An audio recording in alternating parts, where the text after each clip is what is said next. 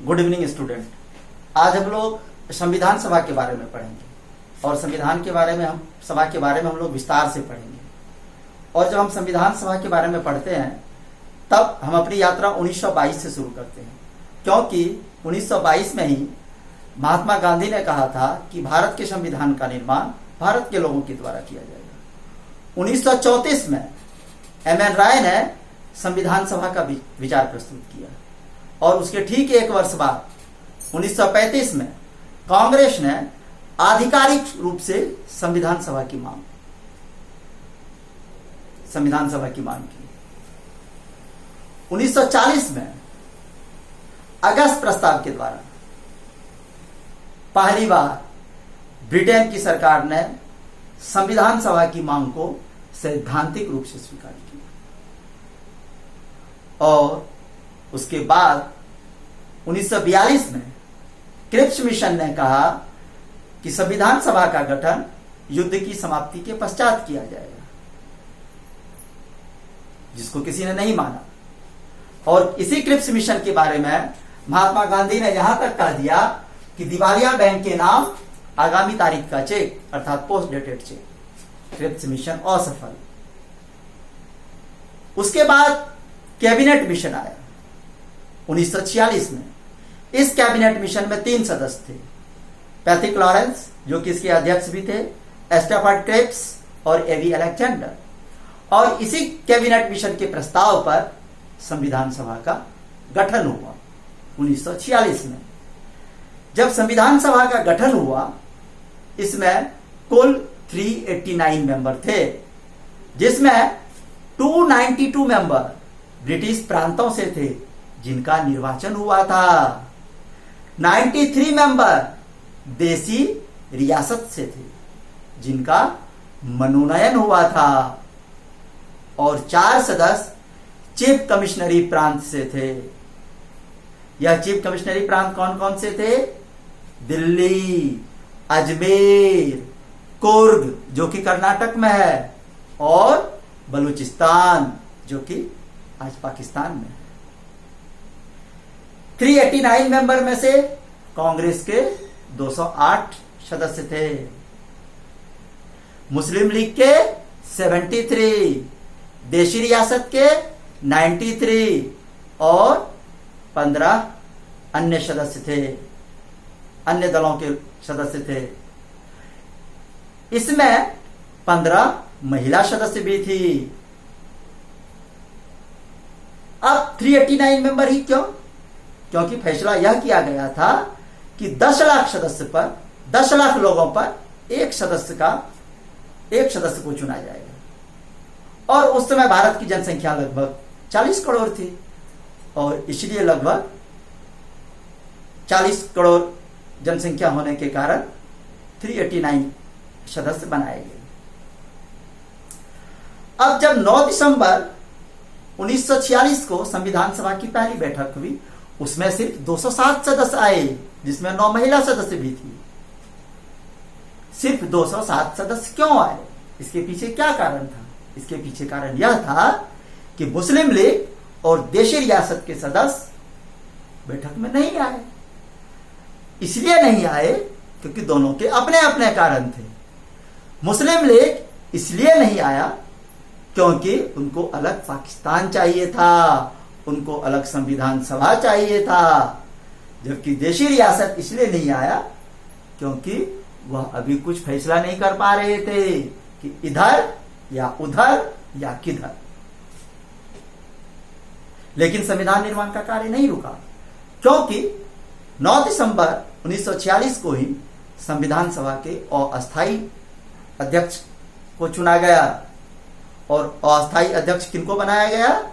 Doctor सच्चिदानंद सिन्हा को, क्योंकि वह संविधान सभा में सबसे वृद्ध सदस्य थे। उसके ठीक 2 दिन बाद अर्थात 11 दिसंबर 1946 को डॉक्टर राजेंद्र प्रसाद को संविधान सभा का अस्थायी अध्यक्ष बनाया गया। और ठीक उसके 2 दिन बाद पंडित जवाहरलाल नेहरू ने संविधान सभा में उद्देश्य प्रस्ताव प्रस्तुत किया। लेकिन इस उद्देश्य प्रस्ताव को पारित कब किया गया? 12 जनवरी 1947 को। इतना विलंब आखिर क्यों हुआ? इसलिए हुआ क्योंकि डॉक्टर अंबेडकर और दूसरे सदस्य यह चाहते थे कि पहले देशी रियासत और मुस्लिम लीग के सदस्य अपनी स्थिति को तो स्पष्ट करे, लेकिन मुस्लिम लीग का असहयोग जारी था और इधर संविधान निर्माण का कार्य भी जारी था। अंततः 22 जनवरी 1947 को संविधान सभा ने उद्देश्य प्रस्ताव को पास कर दिया और पारित कर दिया। जब 22 जनवरी 1947 को उद्देश्य प्रस्ताव पास हो गया, लेकिन मुस्लिम लीग का असहयोग अभी भी जारी था, जिसके कारण माउंटबेटन प्लान आया, भारत का विभाजन हुआ, पाकिस्तान एक अलग देश बना, उसके लिए एक अलग संविधान सभा बनाई गई। और जब पाकिस्तान एक अलग देश हो गया, भारत के हिस्से में कुल 324 सदस्य आया, जो कि बाद में घटकर 299 अर्थात 299 हो गया। 15 अगस्त 1947 को हमारा देश स्वतंत्र हुआ। हमारा संविधान निर्माण का कार्य लगातार जारी था।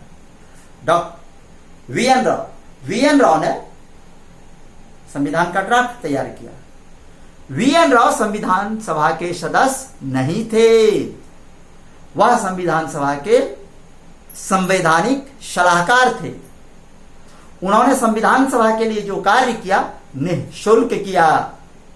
और वी एन राव पहले ऐसे भारतीय थे जिनको इंटरनेशनल कोर्ट ऑफ जस्टिस अर्थात अंतर्राष्ट्रीय न्यायालय में जाने का गौरव प्राप्त हुआ। वह अंतर्राष्ट्रीय न्यायालय के सदस्य बने। संविधान का ड्राफ्ट बना। उस ड्राफ्ट की स्टडी के लिए ड्राफ्टिंग कमेटी बनाई गई। 29 अगस्त 1947 को ड्राफ्टिंग कमेटी बनाई गई।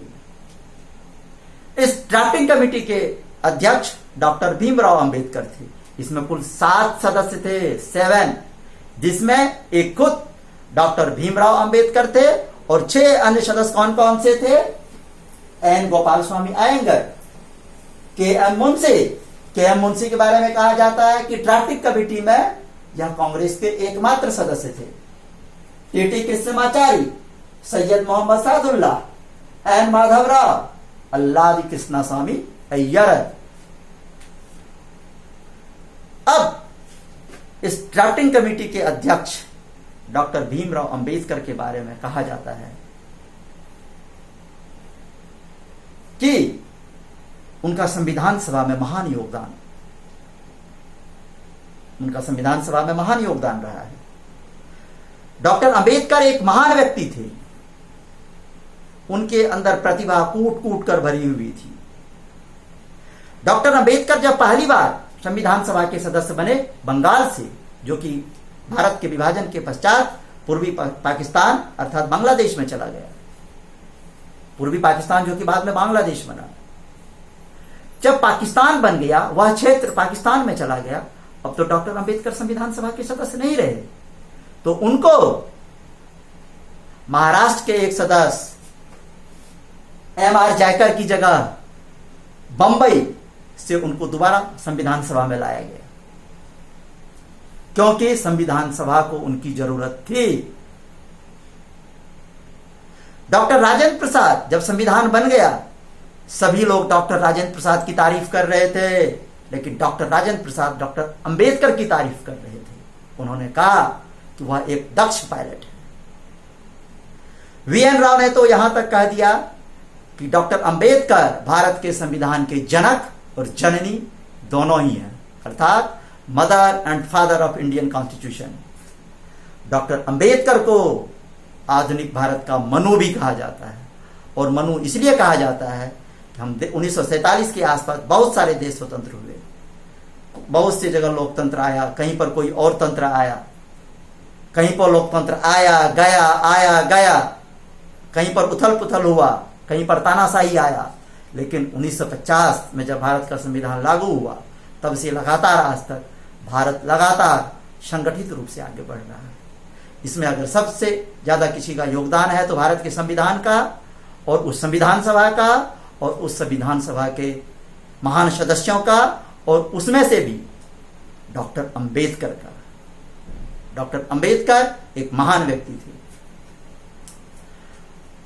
अब ड्राफ्टिंग कमेटी के अलावा 3-4 और कमेटी काफी महत्वपूर्ण है, उसके बारे में हम जान लेते हैं। एक संचालन समिति जिसके अध्यक्ष डॉक्टर राजेंद्र प्रसाद थे। मौलिक अधिकार, अल्पसंख्यक एवं जनजातीय और अपवर्जित क्षेत्रों संबंधी सलाहकार समिति, इसके अध्यक्ष सरदार वल्लभ भाई पटेल थे। संघ शक्ति समिति, इसके अध्यक्ष जवाहरलाल नेहरू थे। ड्राफ्ट बन गया, ड्राफ्टिंग कमेटी ने स्टडी भी कर ली, ड्राफ्टिंग कमेटी ने अपना रिपोर्ट भी प्रस्तुत कर दिया। अब बारी आई 26 नवंबर 1949। इसी दिन हमने अपने संविधान को अंगीकृत, अधिनियमित और आत्मर्पित किया। और इस दिन संविधान को आंशिक रूप से लागू किया गया। आंशिक रूप से क्यों? कि इस दिन 15 अनुच्छेद प्लस या 15 अनुच्छेद जिस अनुच्छेद में था, अर्थात अनुच्छेद 394, इसको लागू किया गया। यह 15 अनुच्छेद का संबंध किससे था? नागरिकता से, राष्ट्रपति से और चुनाव आयोग से। अर्थात 26 नवंबर 1949 को कुल 16 अनुच्छेद लागू किया गया। और इसी अनुच्छेद में यह भी लिखा हुआ था कि शेष अनुच्छेद 26 जनवरी 1950 से लागू किया जाएगा। अब 26 जनवरी 1950 क्यों? क्योंकि 26 जनवरी का हमारे इतिहास में एक महत्वपूर्ण स्थान है, क्योंकि 26 जनवरी 1930 को ही हमने अपना प्रथम स्वतंत्रता दिवस मनाया था। इसलिए इस 26 जनवरी की प्रासंगिकता को बनाए रखने के लिए संविधान को 26 जनवरी 1950 को लागू किया गया। अब आते हैं 24 जनवरी 1950 को क्या हुआ? संविधान सभा की अंतिम बैठक। कुल अधिवेशन कितने हुए? 12, 11 पहले और एक 24 जनवरी 1950 को संविधान सभा की अंतिम बैठक। इस दिन कुल 284 सदस्यों ने संविधान पर हस्ताक्षर किया। और इसी दिन डॉक्टर राजेंद्र प्रसाद को भारत का राष्ट्रपति निर्वाचित किया गया, मनोनीत नहीं। और अंततः वह दिन आया 26 जनवरी 1950, जिस दिन हमारा संविधान लागू हुआ। और इसी दिन हम गणतंत्र दिवस मनाते हैं। अब यहां पर कुछ जानने योग्य बात है कि संविधान लिखा किसने? लिखावट किनकी थी? हैंडराइटिंग किनकी थी? तो लिखावट थी प्रेम बिहारी नारायण रायजादा की। और हर एक पेज में सजावट जो थी वह नंदलाल बोस की थी। अब यहां पर एक और प्रश्न उठता है कि हमारा देश स्वतंत्र हुआ 15 अगस्त 1947 को, संविधान लागू हुआ 26 जनवरी 1950 को। तो इस बीच में देश कैसे चल रहा था?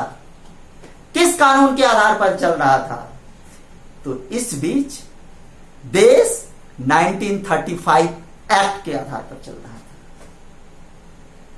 जिस एक्ट को एक अनुच्छेद है 395। इस अनुच्छेद के द्वारा 1935 एक्ट और भारत शासन अधिनियम 1947 को निरस्त कर दिया गया। संविधान लागू हो गया पूरी तरह। अब यहां पर प्रश्न उठता है, हमारा लोकसभा, पहला लोकसभा कब गठित हुआ? 13 मई 1952 को। पहला संविधान संशोधन कब हुआ? 1951 में। पहला संविधान संशोधन किसने प्रस्तुत किया? पंडित जवाहरलाल नेहरू ने। संसद गठित हुआ, लोकसभा गठित हुआ 13 मई 1952 को, 1952 को, और संशोधन हो गया 1951 में। आखिर किसने किया यह भी तो जानने योग्य बात है। किसने किया? किसको यह अधिकार था? तो इसी संविधान सभा ने किया, क्योंकि यह संविधान सभा दो कार्य कर रही थी। पहला संविधान बनाने का, दूसरा एक संसद के रूप में। जब यह संविधान सभा संविधान बनाने का काम कर रही थी तो इनके अध्यक्ष होते थे डॉक्टर राजेंद्र प्रसाद, और जब यही संविधान सभा संसद के रूप में कार्य करती थी, इसके अध्यक्ष होते थे जीवी मावलंकर। इसके अध्यक्ष होते थे जीवी मावलंकर। एक और अनुच्छेद है जिनके बारे में हमको जानना चाहिए, अनुच्छेद 393। इसमें क्या है? संविधान का शीर्षक। भारत के संविधान का शीर्षक क्या है? भारत का संविधान, द कॉन्स्टिट्यूशन ऑफ इंडिया। यह कहां पर लिखा हुआ है? अनुच्छेद 393 में, 393 में। अब हम आते हैं, कुछ लोग संविधान की आलोचना करते हैं। पहले चर्चिल साहब क्या कहते हैं संविधान सभा की आलोचना करते हुए? यह एक जाति की संस्था थी। बिल्कुल गलत, क्योंकि इसमें कई जाति के सदस्य थे। दूसरी आलोचना वह क्या करते हैं? यह एक ऐसा दुल्हा था जिनकी दुल्हन गायब। दुल्हन कौन? मुस्लिम लीग। मुस्लिम लीग के सदस्य नहीं आए। साइमन ने संविधान सभा को हिंदुओं की संस्था कहा। बिल्कुल गलत, क्योंकि इसमें कई धर्म के लोग थे। ऑस्टिन ने संविधान सभा की आलोचना की है। ऑस्टिन ने क्या कहा कि संविधान सभा एक पार्टी की संस्था थी, अर्थात कांग्रेस की संस्था थी, कि जबकि इसमें कई दल के लोग थे। यह अलग बात है कि कांग्रेस के लोग ज्यादा थे। ऑस्टिन ने एक और भी बात कहा है कि संविधान सभा एक संप्रभु संस्था नहीं थी। किसने अधिकार दे दिया संविधान सभा को संविधान बनाने का? क्योंकि भारत के लोगों ने तो संविधान सभा का चयन ही नहीं किया था। यह सही है कि यह प्रत्यक्ष निर्वाचित, इनके सदस्य प्रत्यक्ष निर्वाचित नहीं हुए थे, लेकिन प्रांतों के विधानमंडलों द्वारा अप्रत्यक्ष तरीके से निर्वाचित किए गए थे। एक और आलोचना इसकी की जाती है, इसमें वक्त की बहुत बर्बादी हुई, क्योंकि संविधान को बनाने में 2 वर्ष 11 महीने और 18 दिन लग गए। तो यह वक्त की बर्बादी नहीं, बल्कि समय का सदुपयोग था, क्योंकि इतना विशाल देश, विविधता से भरा हुआ देश के संविधान को बनाने में कुछ तो समय चाहिए था। और जब आज हम देखते हैं 1950 के बाद अब तक हमारा देश जिस तरह से चल रहा है, संविधान सभा ने बिल्कुल समय का दुरुपयोग कतई नहीं किया, बल्कि समय का सदुपयोग किया। कुछ एक और आलोचना है, इसमें वकीलों का बोलबाला था। यह अलग बात है, इसमें वकील कुछ ज्यादा थे, लेकिन दूसरे पेशे के लोग थे। इस तरह से हमारा संविधान एक बहुत अच्छा संविधान है, और हमारी संविधान सभा ने जो एक संविधान बनाया वह एक अनुपम और द्वितीय और अनोखा संविधान है, और विश्व का सबसे मजबूत संविधान है। तो आज इस संविधान सभा में इतना ही। आप हमारे इस वीडियो को ज्यादा से ज्यादा शेयर कीजिए, लाइक कीजिए, सब्सक्राइब कीजिए, और ज्यादा से ज्यादा लाइक, सब्सक्राइब और शेयर करने के लिए मैं इसलिए कहता हूं ताकि वह लोग जो कि बड़े शहरों में जाकर नहीं पढ़ सकते हैं, जिनके माता पिता के पास उनको पढ़ाने के लिए पैसे नहीं है, वहां तक भी एक अच्छी शिक्षा जा सके। तो प्लीज प्लीज प्लीज प्लीज हमारे वीडियो को जरूर सब्सक्राइब कीजिए, लाइक कीजिए और शेयर कीजिए। धन्यवाद।